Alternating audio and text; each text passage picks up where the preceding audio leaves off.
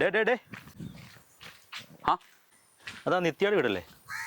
നിനക്കെന്നെ അവിടെ കോള്? ഓ, അവളിന്ന് കാണാൻ പോയതാ.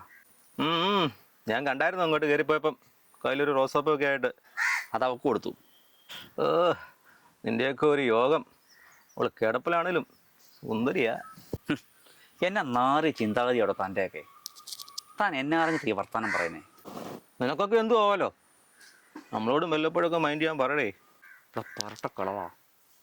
അവൾക്ക് ക്യാൻസറാ. ജീവിക്കാനുള്ള ആഗ്രഹം കൊണ്ട് അവൾ അവിടെ കിടന്ന് കരയുവാ. ഓ പിന്നെ എന്നിട്ടാ ഒരു റോസാപ്പ് കിട്ടി കിടന്ന അവള്. തനിക്കുന്ന ദിവസത്തിൻ്റെ പ്രത്യേകത എന്താണെന്നറിയോ? ഈ നശിച്ച രോഗം കൊണ്ട് കഷ്ടപ്പെടുന്ന ആൾക്കാരുടെ അടുത്ത് പോയി നമ്മൾ കുറച്ച് നേരം ഇരുന്ന് അവർക്ക് ജീവിതത്തിലേക്ക് വേണ്ടി പ്രത്യാശയൊക്കെ കൊടുക്കുക, റോസാപ്പ് കൊടുത്ത് നമ്മൾ അവരുടെ കൂട്ടത്തിലുണ്ടെന്ന് അവരെ ബോധ്യപ്പെടുത്തുക. അതിനുവേണ്ടി മാത്രമുള്ളൊരു ദിവസമായിരുന്നു വേൾഡ് റോസ് ഡേ. ഇങ്ങനെയൊക്കെയുള്ള ദിവസം ഉണ്ടായിരുന്നോ? അതൊക്കെ ആരറിയാനാ. നിങ്ങളെപ്പോലുള്ളവരൊക്കെ ഉണ്ടല്ലോ, ഇത്തരം കാര്യങ്ങളെപ്പറ്റി ബോധവാന്മാരാക്കാനുള്ള ദിവസം കൂടിയായിരുന്നു.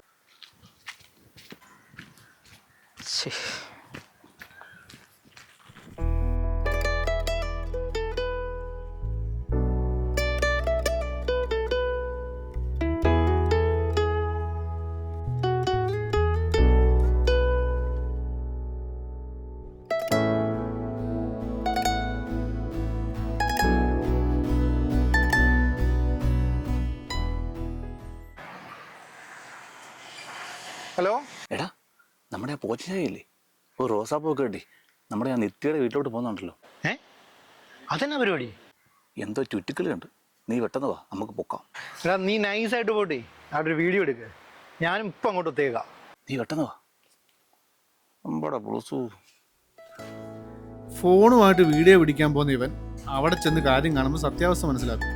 ഇതൊന്നും അറിയാതെ അടുത്തൊരുത്തം വരുന്നുണ്ട്. അവനെ പറഞ്ഞ് ആര് മനസ്സിലാക്കും?